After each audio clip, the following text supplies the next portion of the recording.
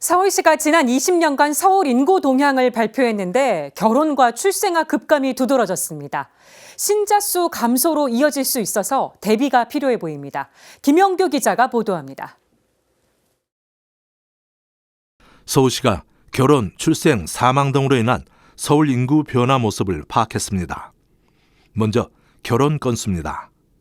2020년 서울 시민의 결혼 건수는 4만 4천여 건에 그쳤습니다. 2000년에 비해 43.2% 감소한 수치로 20년 동안 최저치를 기록했습니다. 평균 초혼 연령은 지속적으로 높아졌습니다.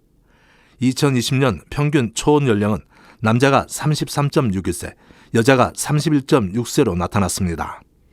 20년 전인 2000년에 비해 남자는 3.96세, 여자는 4.35세 각각 늘었습니다. 특히 출생아 수 감소폭이 컸습니다. 2020년 출생아 수는 47,445명에 그쳤습니다. 20년 전에 비해 64%나 감소했습니다.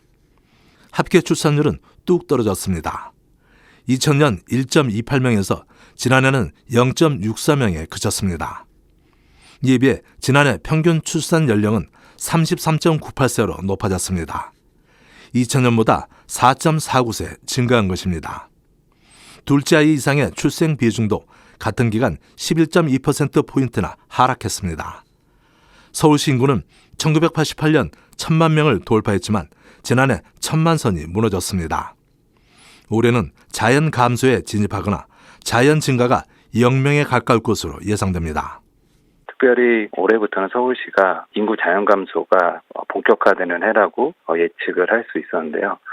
이를 바탕으로 저희가 어떠한 인구 정책을 써야 될지 확인할 수 있는 중요한 자료라고 할 수 있습니다. 이처럼 점차 빨라지고 있는 인구 감소와 인구 구조 변화는 사목 현장 전반에 영향이 불가피할 전망입니다. 특히 코로나19가 장기화되면서 신자 수 감소 우려가 커지고 있습니다.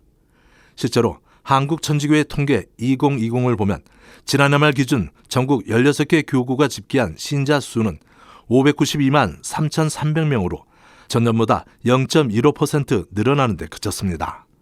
이는 2018년 0.9%, 2019년 0.8%보다 현저하게 낮은 수준입니다. 서울대교구 역시 체계적인 대응과 사목적 준비가 절실합니다. 인구 감소와 인구 구조 변화로 나타나는 인구 리스크에 대비해서 교회는 혼인과 출산에 대한 중요성을 강조해 왔습니다. 혼인의 존엄성과 가정 공동체의 중요성이 더더욱 강조되는 통계 자료입니다. 양주열 신부는 특히 이런 통계는 개념적인 숫자가 아니라 교회가 살아가는 사회의 존립에 대한 경고이며 교회가 사회와 함께 대화하고 공동의 대응을 마련해야 할 현실 문제를 보여주는 것이라고 강조했습니다. 이번 통계의 핵심은 우리 사회가 혼인과 출산에 대해 어려운 사회 환경 조건을 가지고 있다는 것입니다. 특히 교회도 혼인과 가정 생활을 위한 사회적 조건인 직장과 주택 마련을 위해 더 구체적인 관심과 협력이 필요합니다.